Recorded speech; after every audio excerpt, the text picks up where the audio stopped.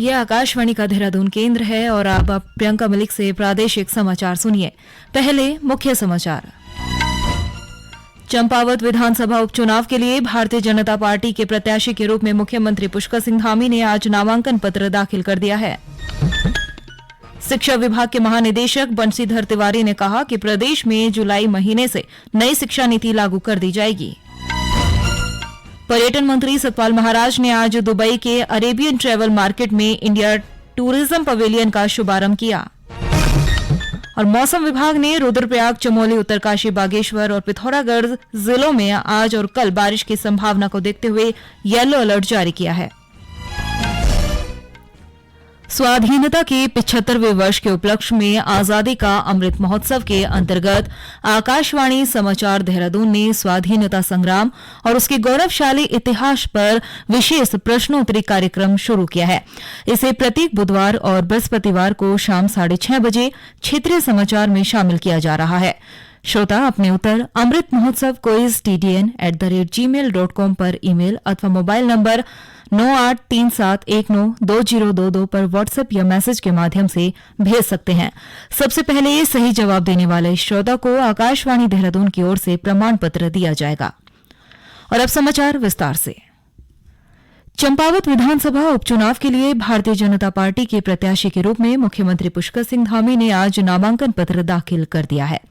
इस मौके पर केंद्रीय रक्षा राज्य मंत्री अजय भट्ट, पूर्व मुख्यमंत्री तीरथ सिंह रावत, डॉ रमेश पोखरियाल निशंक और भाजपा कार्यकर्ता मौजूद रहे। इससे पहले मुख्यमंत्री ने बनबसा, टनकपुर में पार्टी कार्यकर्ता और समर्थकों के साथ रोड शो के माध्यम से लोगों से मतदान की अपील की। श्री धामी ने कहा कि चंपावत के विकास के लिए हर संभव कार्य किया जाएगा। उन्होंने कहा कि प्रधानमंत्री नरेंद्र मोदी ने कहा है कि अगला दशक उत्तराखंड का होगा और उसी विजन को लेकर प्रदेश के विकास का दौर शुरू हो गया है। ऐसे अनेकों स्थान हैं, उन सभी स्थानों की सेवा करने का अवसर मुझे मिल रहा है। मैं तैयार हूँ यहाँ की सेवा के लिए, मन से, वचन से, कर्म से, वाणी से, और जो भी सबसे अच्छा होगा इस क्षेत्र को आगे बढ़ाने के लिए हम लोग सब मिलकर करेंगे। और कैलाश भतुड़ी जी ने जो ये काम किया इस क्षेत्र को आगे बढ़ाने के लिए, यहाँ की जनता का जो अपार समर्थन मिल रहा है, अनेकों राजनीतिक दलों के जो प्रतिनिधि हैं, पदाधिकारी हैं, वो भी सब लोग आगे आए हैं, उन्होंने भी सबने समर्थन दिया है, भारतीय जनता पार्टी की संस्था ग्रहण की है। मैं उन सबका भी धन्यवाद करता हूँ और असली धन्यवाद इस क्षेत्र को विकास की मुख्य धारा में लाकर, इस क्षेत्र को आदर्श क्षेत्र बनाकर हम उनको उसके स्वास्थ्य सेवाएं, जो भी सेवाएं हैं, उन सभी सेवाओं को आगे बढ़ाएंगे। यहाँ पर पर्यटन का क्षेत्र, उद्यान का क्षेत्र, बागवानी का क्षेत्र, बहुत सारी सड़कों को मुख्य गाँव से जोड़ना है, उस पर काम करेंगे। कनेक्टिविटी के लिए काम करेंगे, रोजगार नौजवानों को, युवाओं के लिए रोजगार मिले उसके लिए काम करेंगे। हर क्षेत्र में असीमित यहाँ पर अपार जो संभावना है उनसे। चंपावत विधानसभा उपचुनाव के लिए 31 मई को मतदान और 3 जून को मतगणना होनी है। उधर कांग्रेस प्रत्याशी निर्मला गहतोड़ी आगामी 11 मई को नामांकन पत्र दाखिल करेंगी। इस बीच भाजपा, कांग्रेस और अन्य दलों ने चुनाव प्रचार तेज कर दिया है। मतदाताओं को मतदान के प्रति जागरूक करने के लिए चुनाव आयोग की तरफ से कार्यक्रम आयोजित किए जा रहे हैं, जिसमें साइकिल रैली, नुक्कड़ नाटक आदि शामिल है। मतदान और मतगणना के लिए चुनाव कर्मियों को ईवीएम का प्रशिक्षण दिया जा रहा है। शिक्षा विभाग के महानिदेशक बंशीधर तिवारी ने कहा है कि प्रदेश में जुलाई से नई शिक्षा नीति लागू कर दी जाएगी। आज ये जानकारी देते हुए श्री तिवारी ने बताया कि नई शिक्षा नीति को लागू करने वाला उत्तराखंड देश का पहला राज्य होगा। उन्होंने कहा कि विभाग ने सभी तैयारियां लगभग पूरी कर ली है। महानिदेशक ने कहा कि पहले चरण में विभाग 5000 प्राइमरी स्कूलों में बाल वाटिका संचालित करने जा रहा है, जिसके लिए बाल वाटिका का पाठ्यक्रम तैयार कर लिया गया है और इसे अंतिम रूप दिया जा रहा है। इसके अलावा उन्होंने कहा कि नई शिक्षा नीति के तहत प्राइवेट स्कूलों में एलकेजी और यूकेजी की तर्ज पर सरकारी स्कूलों में कक्षा 1 में दाखिला लेने वाले छात्रों को पहले आंगनबाड़ी केंद्रों में पढ़ाया जाएगा, ताकि वो प्राइवेट स्कूलों के छात्रों की तरह ज्ञान प्राप्त कर सके। इस बीच SCERT की निदेशक सीमा जौनसारी बताया कि बाल वाटिका में पढ़ाने वाली आंगनबाड़ी कार्यकर्ताओं को प्रशिक्षण दिया जाएगा। उन्होंने कहा कि पहले चरण में 5000 आंगनबाड़ी केंद्रों से इसकी शुरुआत होगी और धीरे धीरे सभी आंगनबाड़ी केंद्रों में बाल वाटिकाएं विकसित की जाएंगी। एनईपी है वो हमारे ऑलरेडी लागू हो चुकी है और जो ईसीसी के सेंटर्स हैं जो हमारे आंगनवाड़ी केंद्र जो हमारे राजकीय प्राथमिक विद्यालय के साथ एक ही कैंपस में संचालित है, तो ऐसे 5000 स्कूलों में बाल वाटिका हम लोग जो है 1 जुलाई से स्टार्ट करने जा रहे हैं। तो जिसका जो है हमारा पाठ्यक्रम भी तैयार हो गया है और उसको अंतिम रूप दिया जा रहा है। उसके किताबें जो है वो मुद्रित होंगी और प्रत्येक आंगनवाड़ी प्रत्येक 5000 स्कूलों में जाएंगी वो, और उसके अनुसार ही जो है वहाँ पर पढ़ाई होगी। तो बाल वाटिका का जो सिलेबस है वो हम लोगों ने ICDS के साथ और स्वास्थ्य विभाग के साथ और हमारा एजुकेशन डिपार्टमेंट, तीनों डिपार्टमेंट के समन्वय से हम लोगों ने ये तैयार किया है। ये समाचार आप आकाशवाणी देहरादून से प्रसारित किए जा रहे हैं। ताजा समाचार के लिए आप हमारे ट्विटर हैंडल @AIRNewsDDN और फेसबुक पेज आकाशवाणी समाचार उत्तराखंड को फॉलो कर सकते हैं। इसके अलावा न्यूज ऑन AIR ऐप पर भी आकाशवाणी समाचार को लाइव सुन सकते हैं। दुबई में आयोजित 4 दिवसीय अरेबियन ट्रैवल मार्केट में पर्यटन मंत्री सतपाल महाराज ने उत्तराखंड, मध्य प्रदेश, उत्तर प्रदेश और इंडिया टूरिज्म पवेलियन का शुभारंभ किया है। 9 से 12 मई तक आयोजित हो रहे ATM के पहले दिन उन्होंने उत्तराखंड समेत विभिन्न राज्यों के स्टॉलों का अवलोकन किया। इस अवसर पर उन्होंने कहा कि उत्तराखंड साहसिक खेलों का खजाना है। ऐसे में उत्तराखंड साहसिक पर्यटन गतिविधियों का केंद्र बन रहा है। उन्होंने कहा कि प्रदेश में साहसिक खेलों की संभावनाएं और पर्यटन गतिविधियों को बढ़ावा देने के उद्देश्य से प्रदेश सरकार की तरफ से हर साल उत्तराखंड एडवेंचर फेस्टिवल जैसे विभिन्न कार्यक्रम आयोजित किए जाते हैं। उन्होंने दुबई समेत दुनिया भर में बसने वाले भारतीय मूल के लोगों से अपील करते हुए कहा कि एक बार उत्तराखंड अवश्य आएं।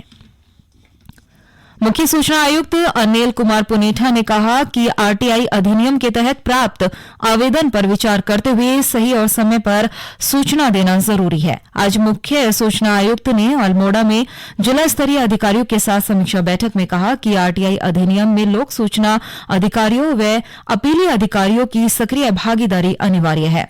इस मौके पर उन्होंने सभी विभागों में सूचना का अधिकार अधिनियम के तहत प्राप्त आवेदन पत्रों के निस्तारण के लिए अपनाई जा रही प्रक्रियाओं की जानकारी ली और सभी लोक सूचना अधिकारी व अपीली अधिकारियों को सूचना का अधिकार अधिनियम के तहत आवेदक को सूचना उपलब्ध कराए जाने के लिए निर्धारित प्रक्रिया के संबंध में जानकारी दी।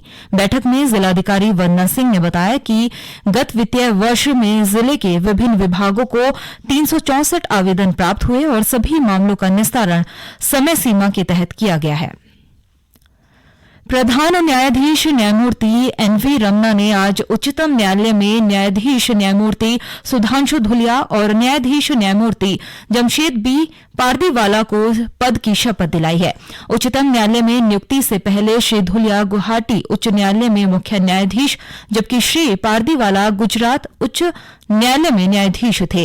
इसके साथ ही उच्चतम न्यायालय में न्यायाधीशों के सभी 34 पदों पर नियुक्ति कर दी गई है। आपको बता दें कि न्यायमूर्ति धुलिया उत्तराखंड से सुप्रीम कोर्ट में जज बनने वाले दूसरे न्यायमूर्ति हैं।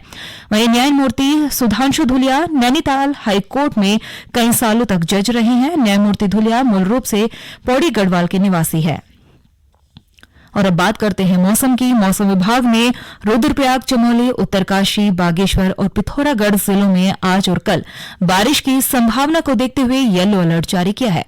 इसके अलावा 13 मई तक प्रदेश के कुमाऊं मंडल में कुछ स्थानों और गढ़वाल मंडल के पर्वतीय अंचल में कहीं कहीं हल्की से मध्यम बारिश का अनुमान है।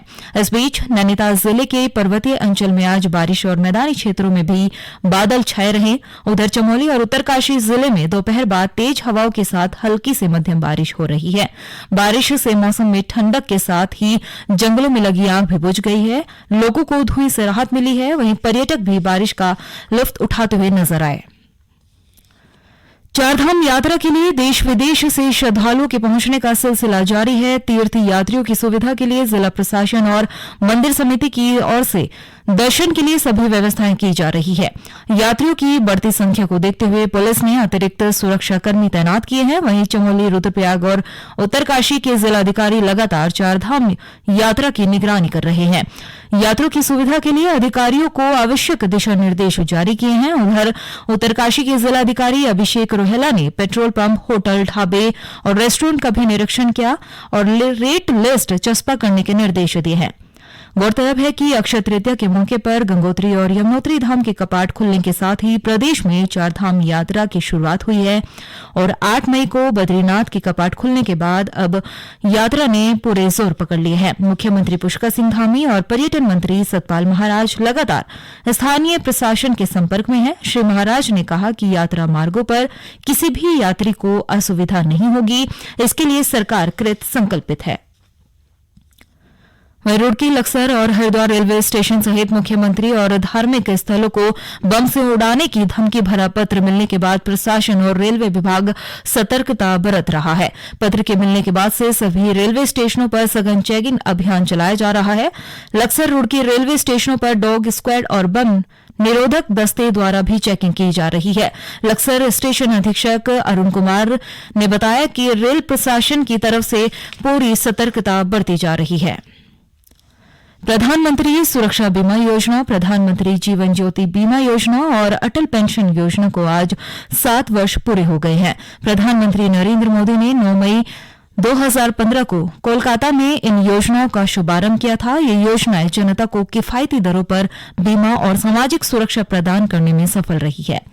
आपको बता दें कि प्रधानमंत्री जीवन ज्योति बीमा योजना के तहत 12 करोड़ से अधिक नामांकन हो चुके हैं और 5 लाख से अधिक दावों के लिए 11,522 करोड़ रुपए की धनराशि का भुगतान किया जा चुका है। वहीं प्रधानमंत्री सुरक्षा बीमा योजना के तहत 28 करोड़ से अधिक नामांकन हो चुके हैं और 97,000 से अधिक दावों के लिए 1,930 करोड़ रुपए की धनराशि का भुगतान किया जा चुका है और 4 करोड़ से अधिक लोग अटल पेंशन योजना से जुड़े हैं। और अंत में मुख्य समाचार एक बार फिर। चंपावत विधानसभा उपचुनाव के लिए भारतीय जनता पार्टी के प्रत्याशी के रूप में मुख्यमंत्री पुष्कर सिंह धामी ने आज नामांकन पत्र दाखिल कर दिया है। शिक्षा विभाग के महानिदेशक बंशीधर तिवारी ने कहा कि प्रदेश में जुलाई से नई शिक्षा नीति लागू कर दी जाएगी। पर्यटन मंत्री सतपाल महाराज ने आज दुबई के अरेबियन ट्रैवल मार्केट में इंडिया टूरिज्म पवेलियन का शुभारंभ किया। और मौसम विभाग ने रुद्रप्रयाग, चमोली, उत्तरकाशी, बागेश्वर और पिथौरागढ़ जिलों में आज और कल बारिश की संभावना को देखते हुए येलो अलर्ट जारी किया है। इसी के साथ प्रादेशिक समाचार समाप्त हुए। नमस्कार।